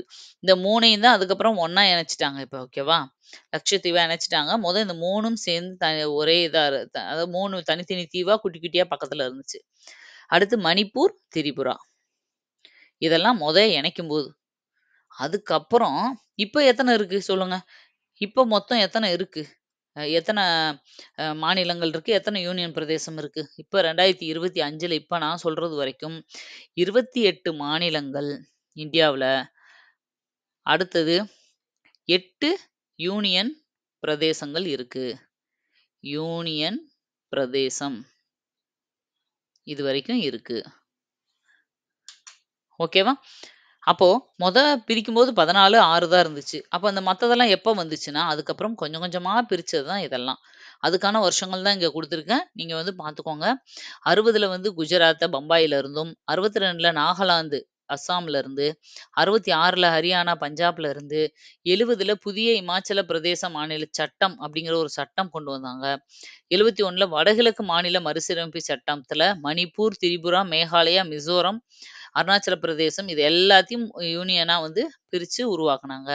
75ல சிக்கிம் மாநில சட்டம், 86ல அருணாச்சல பிரதேச சட்டம் மற்றும் மிசோரம் மாநில சட்டம். இந்த இயர்ஸ் எல்லாம் முக்கியமான ஓரளவுக்கு பார்த்தவா சொல்ற மாதிரி ஒரு மேட்ச் த ஃபாலோயிங்ல போடுற மாதிரி அளவுக்காவது தெரிஞ்சுக்கோங்க. மனப்பாடமா தெரியாட்டியும். 87ல கோவா மாநில சட்டம், 2000ல சத்தீஸ்கர், உத்தரகாண்ட், ஜார்க்கண்ட். கடைசியா உருவானது தான் 2014ல தெலுங்கானா. ஓகேவா? அது எல்லாருக்கும் தெரியும். அடுத்தது 1947க்கு பின்னர் சுதந்திர இந்தியா. எப்ப சுதந்திரத்துக்கு அப்புறம் இந்தியா எப்படி இருந்துச்சு அப்படிங்கிறது தான் அடுத்து பார்க்க போறோம். மைசூர், ஹைதராபாத், போபால் இந்த இது எல்லாத்துலயும் எல்லைகளை மாற்றம் செய்யாமல் தக்க வைத்த மாநிலங்கள். எல்லைகள்ல நிறைய மாத்துனாங்க. இதுவரைக்கும் தமிழ்நாடு, இதுவரைக்கும் ஆந்திரா. நம்ம அப்படி மாத்தும்போது தானே ஒரு பக்கம் பழனி வேணும்னு இந்த பக்கம் சண்டை நடந்துச்சு. ஒரு பக்கம் திருவிதாங்கூர் அரச வந்து தமிழ்நாட்டோட இணைக்க சொல்லி ஒரு பிரச்சனை. இந்த பக்கம் திருப்பூர் யாரு திருப்பதிய இணைக்க சொல்லி நிறைய மாற்றங்கள்லாம் நடந்துச்சு இல்லையா? எல்லைகளை எல்லாம் மாத்துனாங்க. ஆனா மைசூர், ஹைதராபாத், போபால் இந்த 3 மட்டும் எந்த எல்லை மாற்றமும் இல்லாம அப்ப எப்படி இருந்துச்சோ அப்படியே இருந்துச்சு. ஓகேவா? 1950ல 12 மொழிகள மொத 1950ல தான் நம்ம சட்டங்கள வந்து குடியரசா அறிவிச்சு சட்டங்கள வெளியிட்டோம். அப்ப 12 மொழிகள தான் அலுவலக மொழியா அங்கீகரிச்சிருந்தோம். ஆனா இப்போ 22 மொழிகள் அதுல ஆட் ஆயிருச்சு. ஓகேவா? கொஞ்சம் கொஞ்சமா மொழிகள வந்து சேர்த்திருக்கோம். இந்தியா வந்து மாகாணங்கள், சுதேச அரசுகள், ராஜதானிகள்னு இருந்துச்சு. அப்புறம் உங்க புக்ல வந்து ஒரு விளக்கப்படம் மாரி ஒரு படம் குடுத்திருப்பாங்க. ஒரு பிக்சர். டீ ஷாட் அப்படிங்கிறது ஒரு பிக்சர் குடுத்திருப்பாங்க. அது வந்து எப்படி அந்த காலத்துல வந்து அரசியல் எப்படி இருந்துச்சுன்ற மாதிரி, மக்களோட இத வந்து விளக்குற மாரி ஒரு கருத்து படம். அது பெருசா தேவையில்ல. பட் அந்த படத்துக்கு பேரு டீ ஷாட் அப்படிங்கிற ஒரு இதுன்றத தெரிஞ்சுக்கோங்க. தெலுங்கானா கடைசி ஆந்திராவிலருந்து பிரிச்சது எப்ப? 2014ல ஜூன் 2 டேட்டோட ஞாபகம் வச்சுக்கோங்க. ஒரு அரசாங்கம்னா எப்படி இருக்கும்? புக்ல வந்து ஒரு 2, 3 பேஜுக்கு ஒரு சிம்பிளா வந்து கதையா ஒரு பேராகிராஃப் குடுத்துருப்பாங்க. அதுதான் இது. ஓகேவா? அதுல அதிகமா பாயிண்ட்ஸ் இருக்காது. கவர்மெண்ட்னா என்ன அப்படின்னா, நிலப்பரப்பு, மக்கள், அரசாங்கம், இறையாண்மை இதெல்லாம் சேர்ந்தது தான் அரசுன்னு சொல்லியிருப்பாங்க. அடுத்தது தேசம் அப்படிங்கிற ஒரு தலைப்பு இருக்கும் உங்க இதுல புக்ல. அதுல இருந்து தான் நீங்க கொஞ்சம் இன்னும் டீப்பா பார்க்கணும். பாருங்க, தேசம்னா என்ன அப்படின்னா, நேஷன் அப்படிங்கிற ஒரு லத்தீன் வேர்ட்ல இருந்து வந்த ஒரு சொல் தான் இந்த நேசம். அதாவது அனைவரும் இரத்த பந்தம் உடையவர் அப்படிங்கிறது ஃபுல் மீனிங்கு. நேஷனிசம் அப்படிங்கிறதுக்கு மட்டும் எடுத்தோம்னா, இனம் அப்படிங்கிறது தான் அர்த்தம். இது ரொம்ப முக்கியமானது. ஒரு வாட்டி கேட்டிருந்தாங்க. இது எந்த மொழிச்சொல்னு கேட்க வாய்ப்பு இருக்கு. அதுக்கு என்ன அர்த்தம்னு கேட்க வாய்ப்பு இருக்கு. அடுத்தது எர்னஸ்ட் ரெனான். தேசமானது குறிப்பாக பொருளியல், வாழ்வு, மொழி, நிலப்பரப்பு என பல அலகுகள் ஒருங்கே அமைக்கப்பட்டு ஒரு தேசம் உருவாகியது. இந்த கொட்டேஷன சொன்னவர் யாருன்னா, எர்னஸ்ட் ரெனான். அவர பொறுத்தவரைக்கும் தேசம் அப்படிங்கிறது ஒரு ஆன்மா. ஒரு ஆன்மீக கோட்பாடோட இணைஞ்ச ஒரு இதுதான் வந்து தேசம். இந்த தேசத்துல 2 விஷயங்கள் அடங்கியிருக்கு. கடந்த கால அம்சம், நிகழ்கால அம்சம் அப்படின்னு சொன்னவர் தான் இவரு. அடுத்தது நேரு வந்து இப்போ நேரு தான் முதல் பிரதமரா இருந்தாரு. அவரோட முக்கியமான நோக்கமா என்ன இருந்துச்சுன்னா, இந்தியாவ சுயசார்பு நாடா ஆக்கணும். இப்ப மோடியுமே அதிகமா அத தான் இன்சிஸ்ட் பண்றாரு. ஓகேவா? தற்சார்பு இந்தியா, தற்சார்பு இந்தியான்னு சொல்லி. அதாவது எதுக்காகவும் மத்த நாடுகள வந்து நம்ம கையை நீட்டி இருக்கக்கூடாது. ஏற்றுமதி தான் நம்ம அதிகமா பண்ணணும். இறக்குமதிய குறைக்கணும். வேற நாட்டுலருந்து எதுவும் தேவையான எல்லாமே நம்ம நாட்ல கிடைக்கணும். அந்த மாதிரி இந்தியாவ மாத்தணும். அதான். அதே மாதிரி தான் நேருவும் நெனச்சாரு. அதுக்காக தான் மெயினா அவரு 5 இயர் பிளானே போட்டாரு. அவர் காலத்துல அந்த மலேரியாவ ஒழிச்சது அவர்தான். இந்திரா காந்தி வந்து அவங்களோட பீரியட்ல இந்த 16 வங்கிகள நாட்டுடைமை ஆக்கியிருப்பாங்க. 1969ல. அடுத்து ராஜீவ்காந்தி பீரியட்ல மின்னணுவியல் புரட்சி. இந்த எலக்ட்ரானிக்ஸ் சம்மந்தப்பட்ட ரொம்ப பயங்கரமான டெவலப்மெண்ட் வந்ததெல்லாம் அவங்க பீரியட்ல. இதெல்லாம் சும்மா ஷார்ட்டா குடுத்துருப்பாங்க. அடுத்தது ரொம்ப இப்ப இருக்கிற இந்தியாவோட இந்த அபரிமிதமான வளர்ச்சிக்கு முக்கிய காரணமா இருந்தது என்ன அப்படின்னா, எல்பிஜி கொள்கை. இந்த எல்பிஜி கொள்கை வந்து மன்மோகன் சிங் வந்து அந்த மினிஸ்டரா இருந்தப்ப கொண்டு வந்திருப்பாங்க. அதனால தான் அவர நவீன பொருளாதாரத்தின் தந்தை அப்படின்லாம் கூட சொல்லுவாங்க. எல்பிஜினா என்னது? Liberalisation, privatisation, globalisation. தாராளமயமாக்கல், தனியார் மயமாக்கல், உலகமயமாக்கல். இந்த தனியார் மயமாக்கல் இந்த சிஸ்டம் வரும்போது தான் நெறைய அத பிரைவேடைசேஷன் பண்ணாங்க. ஓகேவா? தனியார்களுக்கு கையில ஒப்படைச்சாங்க. ஆனா எல்லாத்தையும் கவர்மெண்ட்டே பார்க்க முடியல. அப்ப போக போக அதோட கவனிப்பு குறையுது, தரம் குறைய ஆரம்பிச்சுச்சு. அப்ப பிரைவேட் கிட்ட குடுத்து நெறைய எஜுகேஷன வந்து கொண்டு போனது. இந்த ஃப்ளைட் இது எல்லாமே பிரைவேடைசேஷன் பண்ணது. இந்த மாதிரிலாம் நெறைய விஷயங்கள் நடந்துச்சு. பிரதமரா இருந்தது வந்து நரசிம்மராவ். அப்ப வந்து இந்த தொழில்துறை இந்த சம்மந்தப்பட்ட மினிஸ்டரா இருந்தவரு மன்மோகன் சிங். ஓகேவா? அப்புறம் இதுல ஒரு பாயிண்ட் குடுத்திருப்பாங்க. ஒரு பாக்ஸ் மாதிரி ஒரு இதுல குடுத்திருப்பாங்க. இது பாருங்க. 1953ல பிரதமரா இருந்த நேரு வந்து ஒரு லெட்டர் எழுதுறாரு எல்லா சீஃப் மினிஸ்டருக்கும், எல்லா ஸ்டேட்ட சேர்ந்தவங்களுக்கும். எத பத்தி அப்டின்னா, எவரெஸ்ட் பயண வெற்றிய பத்தி. எவரெஸ்ட்ட போய் முதல்ல தொட்டாரு அப்டின்னு சொல்லி டென்சின எல்லாரும் பாராட்டிட்டு இருப்பாங்க இல்லையா? ஃபர்ஸ்ட் மேன் அப்டின்னு டென்சிங். இவர் வந்து ஒரு இந்தியரா, நேபாளியா அப்படிங்கிற ஒரு பேச்சு வந்து போயிட்டுருக்கும். ஆக்சுவலா டென்சின், ஹிலாரி அப்படிங்கிற 2 பேர் வந்து போயிருப்பாங்க. ஃபர்ஸ்ட்டு போனவரு டென்சின். இப்போ இதுல வந்து நேரு என்ன சொல்லியிருப்பாரு அப்படின்னா, இந்த தேசியம் அப்படிங்கிறத பத்தி இந்த லெசன்ல பார்க்குறோம் இல்லையா? அதுக்காக இத குடுப்பாங்க. ஆ இவர் வந்து இந்தியரா, நேபாளியா அப்படின்னு நம்ம டிஸ்கஸ் பண்றது மனிதநேயமற்றது. ஒரு தேசிய எண்ணம் கொண்ட ஒருத்தவங்க இந்த மாரி பேச மாட்டாங்க. 2 பேரோட முயற்சியும் தான் அது. அ அவங்களோட மொத்த வெற்றி அப்படிதான் நம்ம எடுத்துக்கணும் அப்படின்ற மாதிரி ஒரு காமனான ஒரு லெட்டர் எழுதியிருப்பாரு. ஓகேவா? அதையும் இந்த புக்ல வந்து இந்த ஒரு இடத்துல ஒரு பாயிண்ட்டா குடுத்துருப்பாங்க. நீங்க ஜஸ்ட் பார்த்துக்கோங்க. சரி, இப்ப நாட்டெல்லாம் கட்டமைச்சாச்சு. அடுத்து என்ன ஆச்சு அப்டின்னா, வேளாண்மைக்கு கொஞ்சம் முக்கியத்துவம் குடுக்குற மாரி இருந்துச்சு. ஏன்னா, பிரிட்டிஷ் போகும்போது இருக்கிறத பூரா சொரண்டிட்டு ஒண்ணுமே இல்லாம பஞ்சம், பசி, பட்னியில தான் நம்ம இந்தியாவ விட்டுட்டு போனாங்க. அப்ப ஃபர்ஸ்ட்டு வறுமையிலேருந்து இந்தியாவ மீட்டெடுக்கணும். அதுக்கப்புறம் தான் தொழில் புரட்சி, மத்த புரட்சியெல்லாம் நம்ம பண்ண முடியும். ஓகேவா? அப்போ வேளாண்மைக்கு முக்கியத்துவம் குடுத்து தான் முதல் நம்ம 5 இயர் பிளானே வேளாண்மைக்காக அதாவது விவசாயம், கிராமங்கள மெயினா வந்து சிறு குறு விவசாயங்கள் இந்த மாரி எல்லாத்துக்கும் முக்கியத்துவம் குடுத்து ஆரம்பிச்சோம். 1990ல ஒரு மிகப்பெரிய பொருளாதார பெருமந்தம் வருது. வேளாண்மை பெரிய பின்தங்கிய நிலை வருது. விவசாயிகள் எல்லாம் தற்கொலை பண்றாங்க. நம்ம கூட கொரோனா டைம்ல நம்ம இத பேசியிருப்போம். 1990க்கு அப்புறம் கிட்டத்தட்ட 30 வருஷம் கழிச்சு 2020ல இப்ப நம்மளுக்கு ஒரு பெரிய பொருளாதார பெருமந்தம் வரப்போகுது அப்படின்னு பேசினோம் இல்லையா? ஆனா அவ்வளோ வரல. ஓரளவு அதுலருந்து நம்ம தப்பிச்சு வந்துட்டோம். ஆனா 1990ல அப்படி இல்ல. பயங்கரமான மோசமான சூழ்நிலை. விவசாயிகள் எல்லாம் தற்கொலை பண்ணிட்டு இருந்தாங்க. குறிப்பா மகாராஷ்டிரால விதர்பா அப்படிங்கிற பகுதிய சேர்ந்த பருத்தி விவசாயிகள்ல நெறைய பேரு அ தற்கொலை பண்ணாங்க. இந்தியாவுல 60% மக்கள் இந்த விவசாய தொழில தான் அ மூலதனமா நெனச்சு வாழ்ந்துகிட்டு இருக்காங்க. அப்படி இருக்கும்போது வளர்ச்சி விகிதம் இந்த 1996லேருந்து 2005 வரைக்கும் பார்த்தா வெறும் 1.65% தான். ஓகேவா? அந்த டைம்லயும் ஒரு 2வது விவசாய நெருக்கடி வந்துச்சு. ஓகேவா? அதுக்கும் முன்னாடிலாம் பார்த்தோம்னா, 1960லயுமே இன்னும் இந்த மாரி விவசாய நெருக்கடிகள்லாம் உருவாச்சு. ஒவ்வொன்னையும் நம்ம மீண்டு தான் வந்திருக்கோம். 2008லேருந்து 9 வரைக்கும் பார்த்தா, $15 பில்லியன் மதிப்பிலான விவசாயிகள் கடன் ரத்து பண்ணாங்க கவர்மெண்ட். ஏன்னா, இந்த மாரி விவசாய நெருக்கடி வந்து விவசாயிகள்லாம் ரொம்ப கஷ்டப்படுறாங்க. இப்போ வரைக்குமே இந்த விவசாயிகளுக்கான பிரச்சனைய வந்து சரி பண்ண முடியாததா தான் போய்க்கிட்டு இருக்கு. அடுத்து அ மண்டல ஆணையம் அப்படிங்கிற ஒரு ஆணையம் போடுறாங்க. இந்த ஆணையம் எதுக்காக அப்படின்னா, பிற்படுத்தப்பட்ட வகுப்பினர்களுக்கு அ அவங்களுக்குன்னு தேவையான இடஒதுக்கீடுகள செய்யறதுக்காக போடப்பட்ட ஒரு ஆணையம் தான் மண்டல ஆணையம். ஒரு ரொம்ப முக்கியமானது. ஓகேவா? ஸ்கூல் இதுகள்லாம் போஸ்டிங் போடுறது, இந்த மாரி ஒவ்வொன்லயும் வேக்கன்சி எடுக்கிறது இதுக்கெல்லாம் இந்த மாரி இடஒதுக்கீடு அடிப்படையில பிற்படுத்தப்பட்டோருக்கு முன்னுரிமை குடுக்குறதுக்காக போடப்பட்டது. ஓகே. அடுத்தது தொழிற்சாலைகள். தொழிற் தகராறு சட்டம்னு ஒரு சட்டமே கொண்டு வந்தாங்க. ஆனாலும் அதனால ஒரு பெருசா எந்த ஒரு அட்வான்டேஜும் நடக்கல.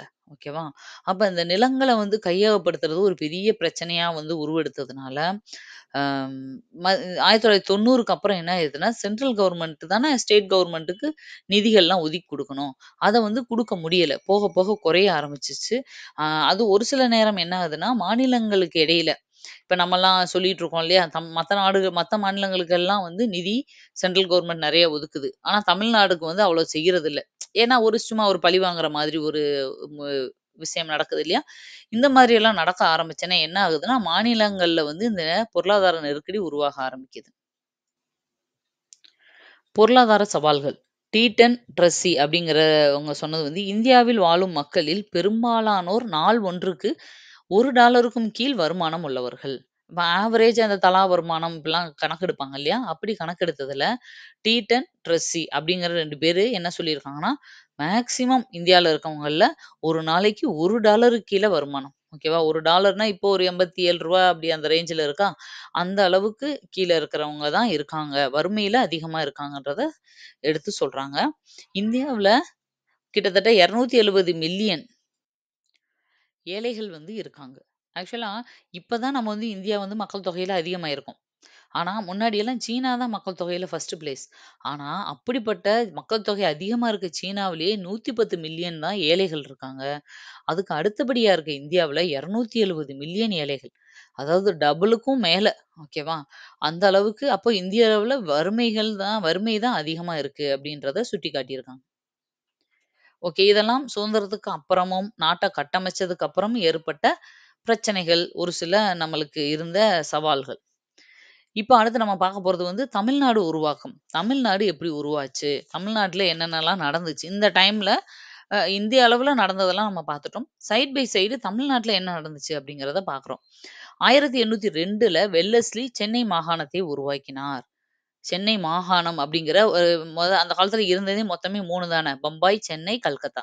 அதுல சென்னை ரொம்ப முக்கியமானது. இந்த சென்னை மாகாணத்த உருவாக்குனதே வெல்லஸ்லி பிரபு தான். 1802ல 1956 நவம்பர் 1ல நம்ம மொழிவாரி மாநிலமா பிரிக்கும்போது, சென்னையும் ஒரு மாநிலமா பிரிக்கிறாங்க.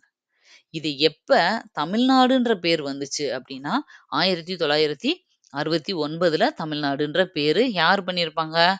அண்ணா தான் அறிவிச்சிருப்பாரு. ஓகேவா? அண்ணா பீரியட்ல தான் தமிழ்நாடு அப்படிங்கிற பெயர் வந்து மாற்றப்பட்டிருக்கும். 1969. 1969ல நெறைய விஷயங்கள் நடந்திருக்கும். நான் சொல்லியிருக்கேன். ஒப்பக் அப்படிங்கிறது ஆரம்பிச்சது இப்பதான். 16 வங்கிகள் வந்து தேசியமயமாக்கப்பட்டது இப்பதான். அடுத்தது 1966 69ல தான் ஹிதயத்துல்லா அப்படிங்கிற ஒரு ஹைகோர்ட் ஜட்ஜ் வந்து கொஞ்ச நாள் இடைக்கால பிரசிடென்ட்டா இருந்திருப்பாரு. ஓகேவா? அப்புறம் ஐஎஸ்ஆர்ஓ உருவாக்குனது இந்த வருஷம் தான். அதனால இந்த வருஷம் ரொம்ப முக்கியமானது. இதே இது இதுலேருந்து 100 வருஷம் முன்னாடி 1869ல என்ன நடந்துச்சு? 100 வருஷத்துக்கு முன்னாடின்னு பார்த்தா, காந்தி பிறந்த வருஷம். ஓகேவா? காந்தி பிறந்த வருஷம். இந்த மாரி வருஷங்கள பார்க்கும்போது அதுக்கு ரிலேட்டடா இருக்கிறதெல்லாம் அப்பப்ப ரீகால் பண்ணிக்கிட்டே இருங்க. உங்களுக்கு மறக்காது. சரி. அப்போ இந்தியாவுல முதல்ல உருவான ஒரு முக்கியமான அமைப்புனா, அதுவும் தமிழ்நாட்டுல, தென்னிந்திய நல உரிமை கூட்டமைப்பு. தென்னிந்திய நல உரிமை சங்கம்னு சொல்லலாம். நல உரிமை கூட்டமைப்புன்னு சொல்லலாம். இத உருவாக்குனவங்க யாரு? மாதவன், தியாகராயர் இவங்க எல்லாம் சேர்ந்து உருவாக்குனது. இதுதான் பின்னால தென்னிந்திய நல உரிமை கட்சி தான் நீதி கட்சியா மாறிச்சு. ஏன்னா இவங்களோட பத்திரிகை வந்து ஜஸ்டிஸ் அப்படிங்கிற ஒரு இங்கிலீஷ் பத்திரிகைய வந்து இவங்க வெளியிட்டாங்க. அந்த ஜஸ்டிஸ்ன்ற பேரே பின்னால இந்த கட்சிக்கு பேரா மாறிடுச்சு. நீதி கட்சின்னு சொல்லி. ஓகேவா? நீதி கட்சியா மாறுனது. இதுதான் ஃபர்ஸ்ட் உருவானது. அடுத்து இந்த நீதி கட்சி 1920ல சுதந்திரம் அதாவது முன்னாடி பிரிட்டிஷ் காலத்துல நடந்த முதல் பொது தேர்தல் 1920ல. அந்த தேர்தல்ல நின்னு ஜெயிக்கிறாங்க. ஜெயிச்சு கிட்டத்தட்ட 1937 வரைக்கும் தொடர்ந்து நீதி கட்சி தான் ஆட்சியில இருக்கும். இதெல்லாம் நம்ம டீட்டெயிலா ஆல்ரெடி நெறைய பார்த்துட்டோம். ஓகேவா? ஏன் வந்து காங்கிரஸ் அப்ப நிக்கல அப்டின்னா, அவங்க வந்து ஒத்துழையாமை இயக்கம் 1920ல தான் ஒத்துழையாமை இயக்கத்த நாக்பூர் மாநாட்டுல வச்சு அறிவிச்சிருப்பாரு காந்தி. நாங்க எந்த இதுக்கும் ஒத்துழைக்க மாட்டோம். எலக்ஷன் நீ நடத்தினா ஒத்துழைக்க மாட்டோம். எதுக்குமே நாங்க வரமாட்டோம்னு சொன்னதுனால, நீதி கட்சி ஆட்சியில நின்று ஜெயிச்சிரும். இடையில 22ல சௌரி சௌரா நிகழ்ச்சியில காந்தி அ ஒத்துழையாமை இயக்கத்த நிறுத்திட்டு அரெஸ்ட் பண்ணப்பட்டுருவாரு. அப்போ கோபத்துல நிறுத்திட்டு போனோனே, அ சி.ஆர். தாஸும், நேருவும் சேர்ந்து என்ன பண்ணுவாங்க, மோத்திலால் நேரு சேர்ந்து என்ன பண்ணுவாங்க, சுயராஜ்ய கட்சின்னு ஒண்ணு ஆரம்பிச்சு, அவங்க எலக்ஷன்ல நின்னு ஜெயிக்கவும் செஞ்சுருவாங்க. இடையில 26 அந்த மாதிரி பீரியட்ல எல்லாம் ஜெயிச்சுருவாங்க. ஆனா என்ன ஆகும்னா, 25லயேவும் சி.ஆர். தாஸ் இறந்து போனதுனால, மறுபடியும் மோதிலால் நேரு காங்கிரஸ்ல போய் சேர்ந்துருவாரு. காங்கிரஸ்ல சேர்ந்ததுனால, அவர் சிஎம் ஆகாம, தனியா சுயேட்சையா நின்ன சுப்புராயன் அப்படிங்கிற ஒருத்தர வந்து நிக்க வச்சு, இவர் வந்து பதவியில நிக்காம போயிருவாரு. பொதுவா 1920லேருந்து 37 வரைக்கும் நீதி கட்சி தான் ஆட்சியில இருந்துச்சு. 37ல என்ன ஆகுது அப்படின்னா, 37ல காங்கிரஸ் நான் எலக்ஷன்ல நிக்கிறேன் அப்படின்னு வர்றாங்க. காங்கிரஸ் வந்த உடனே மாபெரும் வெற்றி. நீதி கட்சி தோத்துருது. ராஜாஜி வந்து முதலமைச்சரா ஆகுறாரு. 37லேருந்து 39 வரைக்கும் ராஜாஜி இருந்திருப்பார். 39 வரைக்கும். 31ல செகண்ட் வேர்ல்டு வார்ல காங்கிரஸ கேட்காம பிரிட்டிஷ் இந்தியாவ வந்து செகண்ட் வேர்ல்டு வார்ல ஈடுபடுத்திட்டாங்கன்ற கோவத்துல 39ல பதவி முழுசாவே ராஜினாமா எல்லாரும் பண்ணிருவாங்க. காங்கிரஸ் அமைச்சரவையே மொத்தமா கலைச்சிருவாங்க. இவர் ராஜாஜி பீரியட்ல தான் தீண்டாமை ஒழிப்பு, இந்தி மொழிய தேசிய மொழியா மும்மொழி கொள்கையை அறிமுகப்படுத்தி கொஞ்சம் பிரச்சனை ஆயிரும். ஓகேவா? அடுத்தது இதுக்கப்புறம் என்ன ஆகும்னா 38ல ஜெயில்ல பெரியார் இருக்கும்போதே, பெரியார தலைவரா போட்டு நீதி கட்சி வந்து சுயமரியாதை இயக்கத்தோட இணைஞ்சிரும். சுயமரியாதை இயக்கம் எப்ப ஆரம்பிச்சிருப்பாரு? 1925ல சேரன் மாதேவி குருகுல பிரச்சனையினால பெரியார் வந்து காங்கிரஸ் விட்டு வெளிய வந்துருவாரு. இதெல்லாம் ஏற்கனவே நெறைய பார்த்துட்டோம் நம்ம. அப்போ அவரு தனியா சுயமரியாதை இயக்கம்னு ஒண்ணு ஆரம்பிச்சிருப்பாரு. இந்த நீதி கட்சியும் சுயமரியாதை இயக்கமும் 38ல இணைஞ்சிரும். ஓகேவா? ஆ இவங்க எல்லாம் சேர்ந்து இந்தி எதிர்ப்புக்கு எல்லாமே போராடுவாங்க. ராஜாஜி கொண்டு வந்த இந்த மும்மொழி கொள்கைக்கு எதிரா போராடுவாங்க. பெரியார், திருவிக, மறைமலையடிகள் இவங்க எல்லாமே. இந்த சென்னை டே நம்ம எப்ப கொண்டாடுறோம்? இதெல்லாம் எக்ஸ்ட்ரா பாயிண்ட்ஸு. ஆகஸ்ட் 22 சென்னை டே. ஏன் அப்டின்னா, சென்னப்ப நாயக்கர் அப்படிங்கிற ஒருத்தர்ட்ட இருந்து வாங்கப்பட்ட அந்த நிலம் தான் சென்னை. அவர் ஞாபகமா தான் அந்த சென்னை டே அப்படின்னு வச்சு அந்த வாங்கப்பட்ட நாள நம்ம கொண்டாடிட்டு இருக்கோம். சரி, அடுத்து இங்க வருவோம். பெரியார் வந்து என்ன சொல்லுவாரு? தமிழ்நாடு தமிழருக்கே. அதாவது திராவிட நாடு திராவிடருக்கே அப்படிங்கிற கொள்கையும், தமிழ்நாடு தமிழருக்கேன்னு சொன்னதும் பெரியார் தான். 39ல திராவிட நாடு திராவிடருக்கே அப்படிங்கிற கோரிக்கைய, திராவிட நாடு எங்களுக்கு தனியா வேணும் அப்படிங்கிற ஒரு கோரிக்கைய வந்து வைக்கிறாரு. திராவிட நாடுன்னு அவர் எத சொன்னாருன்னா, தமிழ், தெலுங்கு, கன்னடம், மலையாளம். இந்த 4ம் இணைஞ்சத தான் திராவிட நாடுன்னு பெரியார் சொன்னாரு. ஆனா இதுக்கு ஆப்போசிட்டா ராஜாஜி ஒண்ண உருவாக்குறாரு. காமராஜரும், ராஜாஜியும் செட் ஆகாது. ஏன்னா ராஜாஜிக்கு அடுத்து அவர் இடத்துக்கு வந்தவர் தான் காமராஜர். 44ல பெரியார் வந்து என்ன செய்றாங்க, நீதி கட்சியா இருந்தத, நீதி கட்சியும் சுயமரியாதை இயக்கமும் இணைஞ்சு இருந்துச்சு இல்லையா? அத 44ல சேலம் மாநாட்டுல வச்சு திராவிடர் கழகம்னு மாத்துறாரு. இது ப்ரீவியஸ் இயர் கொஸ்டின்ல பல தடவ வந்த ஒரு கொஸ்டின். எந்த வருஷம்னு கேட்கலாம். யாருன்னு கேட்பாங்க. எந்த என்ன பேர் மாத்துனாங்கன்னு கேட்பாங்க. இல்ல எந்த மாநாடுன்னு கேட்பாங்க. எதையாவது ஒண்ணு இதுல மாத்தி மாத்தி கேட்டுட்டே இருப்பாங்க. சரியா? அடுத்தது திராவிட நாடு கோரிக்கை. தமிழ் மொழி பேசுவோர் அல்லாத மக்களின் ஆதரவினை பெறவில்லை. தமிழ்நாட்ட சேர்ந்த எல்லாமே இந்த திராவிட நாடு வேணும்ன்றதுக்கு சப்போர்ட் பண்ணாங்களே தவிர, அ மத்த இந்த கேரளா நம்ம சொன்னோம் இல்லையா? அ மத்த மாநிலங்கள் தெலுங்கு, கன்னடம், மலையாளத்த சேர்ந்த மக்கள் இதுக்கு சப்போர்ட் பண்ணல. அதனால இது பெருசா ஃபேமஸ் ஆகல. இப்ப என்ன பண்றாருன்னா, இதுக்கு ஆப்போசிட்டா ராஜாஜி ஒரு இத ஆரம்பிக்கிறார். தக்ஷிண பிரதேசம் அப்படிங்கிறது. தக்ஷிண தெற்கு. ஹிந்தியில தெற்கு அப்படிங்கிற அர்த்தம் இல்லையா? இந்த தெற்கு, சவுத் இந்தியா எல்லாத்தையும் இணைச்சு ஒரு மாநிலமா ஆக்கணும். அப்படின்னு கொண்டு வந்தது தான் தக்ஷிண பிரதேசம். அது வந்து ராஜாஜியால கொண்டு வரப்பட்டது. திராவிட நாடு கோரிக்கை கொண்டு வரப்பட்டது பெரியாரால.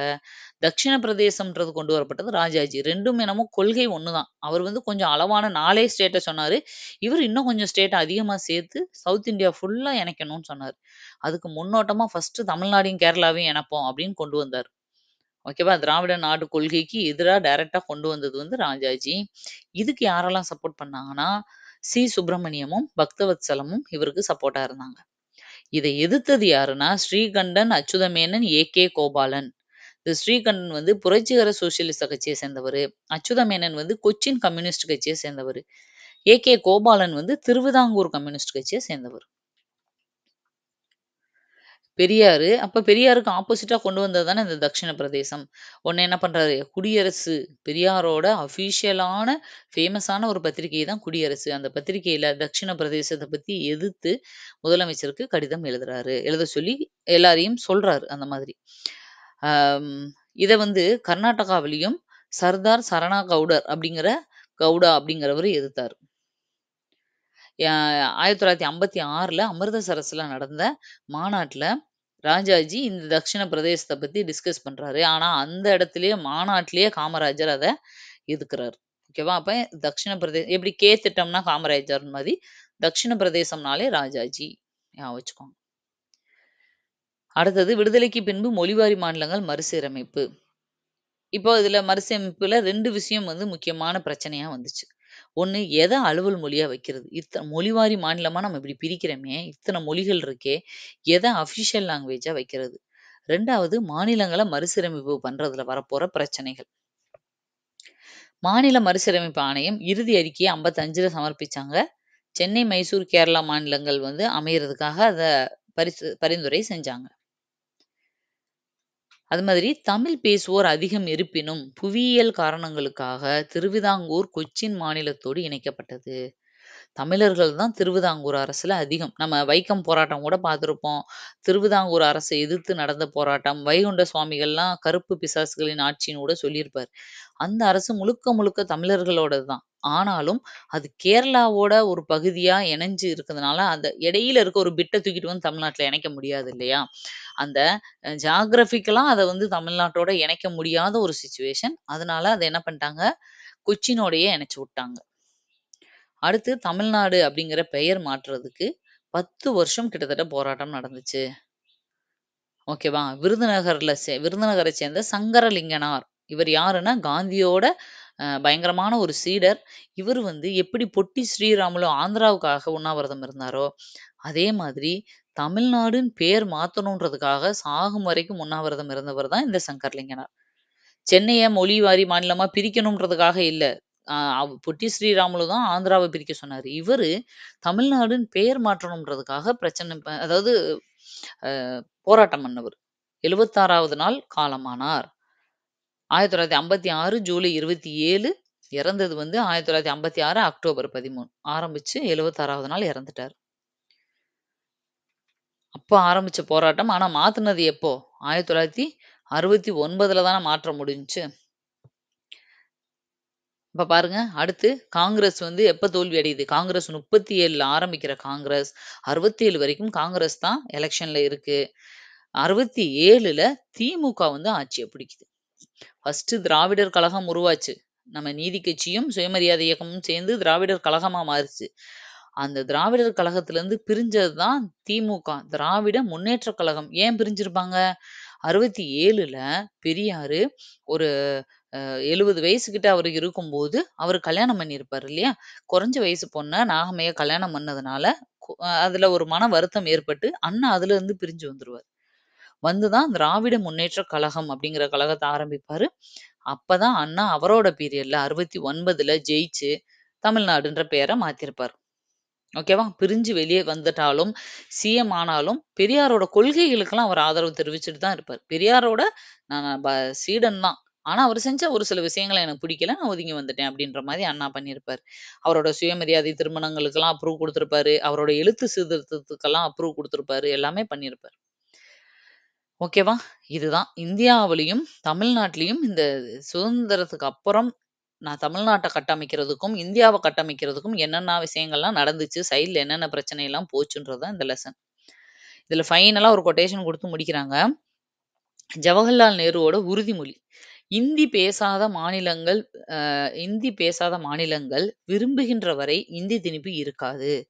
அதுவரை ஆங்கிலமே இணைப்பு மொழியாக இருக்கும். ஹிந்தி பேசாத மாநிலங்கள் இருக்கு இல்லையா? நம்ம தமிழ்நாடு மாதிரி. அங்க கம்பல்சரி ஹிந்தி பேசணும்னு நாங்க என்னைக்குமே ஃபோர்ஸ் பண்ண மாட்டோம். நீங்க விருப்பப்பட்டா மட்டும், அந்த மாநிலங்களே விருப்பப்பட்டா நாங்க ஹிந்திய வந்து இன்ட்ரோடியூஸ் பண்ணுவோம். விருப்பப்படாத வரைக்கும் ஹிந்தி திணிப்பு இருக்காது. நீங்க ஆங்கிலத்தவே நீங்க பேசிக்கிறலாம்னு உறுதிமொழி குடுத்தாரு. அதனால தான் இப்ப வரைக்கும் அத வச்சுட்டு நம்ம என்ன சொல்றோம்? "இந்தி திணிப்ப எங்களுக்குள்ள கொண்டு வராதீங்க" அப்படிங்கிறத நம்ம வந்து சென்ட்ரல் கவர்ன்மெண்ட் கிட்ட சொல்லிக்கிட்டே இருக்கோம். அப்போ இதுல இந்த வருஷங்கள் மட்டும் நல்லா தெரிஞ்சுக்கோங்க. 1920ல தான் முதல் எலக்ஷன் நடந்துச்சு. 20ல நீதி கட்சி. ஓகேவா? 20ல நீதி கட்சி. 1937ல காங்கிரஸ் வந்து ஜெயிக்குது. காங்கிரஸ்க்கு அப்புறம் 1967 வரைக்கும் காங்கிரஸ் தான் இருந்துச்சு. திமுக. இதிலிருந்து பிரிஞ்சு திமுக உருவாகும் போதெல்லாம் எம்ஜிஆர், கருணாநிதி எல்லாம் ஒண்ணா தான் இருந்தாங்க. 1977ல அதிமுக உருவாச்சு, ஜெயிச்சுச்சு. அண்ணா திராவிட முன்னேற்ற கழகம்னு அண்ணா பேர்ல ஆரம்பிச்சது. ஓகேவா? இந்த வருஷங்கள்ல கொஞ்சம் ஞாபகம் வச்சுக்கோங்க. இவ்வளோதான் இந்த லெசன். லெசன் எல்லாம் பெருசா தான் இருக்கும். நான் 2, 2 பார்ட்டா போடலான்னு பார்த்தேன். பட் உங்களுக்கு டைம் இழுத்துட்டே போகும். எதுக்கு அப்படின்னு தான் ஒரே வீடியோவா போட்டுட்டேன். ஒரு வாட்டி வீடியோவ பார்த்துட்டு, லெசனையும் ரீட் பண்ணிட்டு, நீங்க உங்களுக்கு தெரிஞ்ச மாரி ஷார்ட்டா நோட்ஸ் எடுத்து வச்சுக்கோங்க. அவ்வளோதான். ஓகேவா? மறுபடியும் இன்னொரு லெசன்ல உங்கள மீட் பண்றேன். Thank you. பை.